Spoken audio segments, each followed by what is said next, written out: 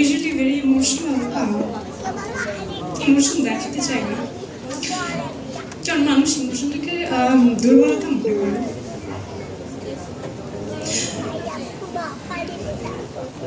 But আজকে এখানে সবার মাঝে হয়তো আমি সবচেয়ে ইয়াংগেস্ট।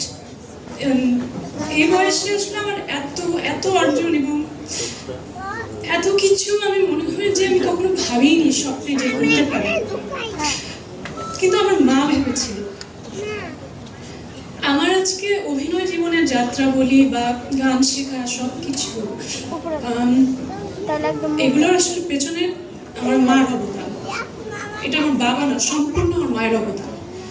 কারণ আমার মা আমার বাবার সাথে যুদ্ধ করে আমাকে নাচের স্কুলে ভর্তি করেছে, গানে দিয়েছে।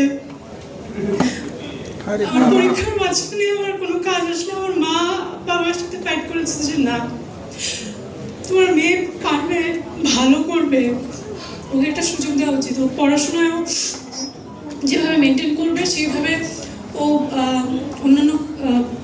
অন্যান্য সব কিছুতেই করবে। তো আমার যখন হোলি ক্রসে চান্স পাই আমি ক্লাস 6-এ, ওটা আমার জন্য মানে অনেক বড় একটা পাওয়া ছিল।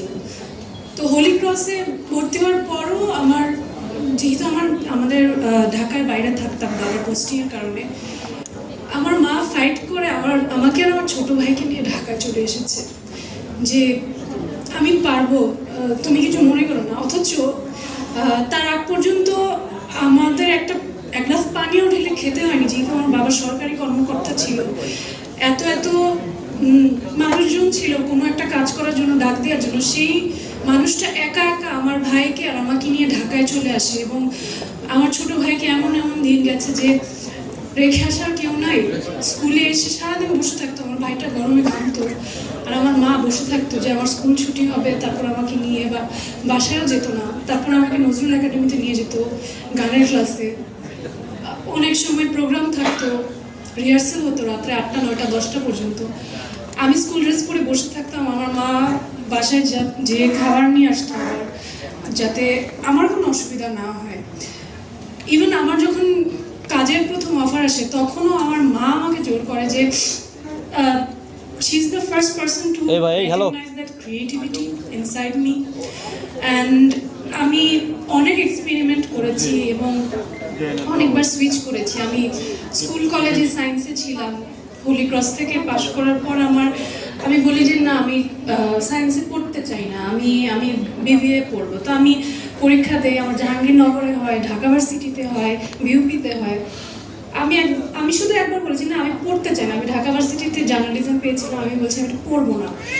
আমার বাবার সাথে ফাইট করে আমার মা আমাকে বিউপিতে ভর্তি করে, কারণ আমার মা সবসময় আমার আগ্রহকে প্রায়োরিটি দিয়েছে। এবং আমি কি হতে চাই এটা খুব রেয়ার, আমার মনে হয় যে সন্তানদের ইচ্ছাটাকে মায়েরা প্রায়োরিটি দেওয়াটা। তো আমি সেটা পেয়েছি, আমার ক্ষেত্রে সব সময় পেয়েছি। এবং আমাদের এই প্রফেশনটা এটা খুব কঠিন একটা জায়গা।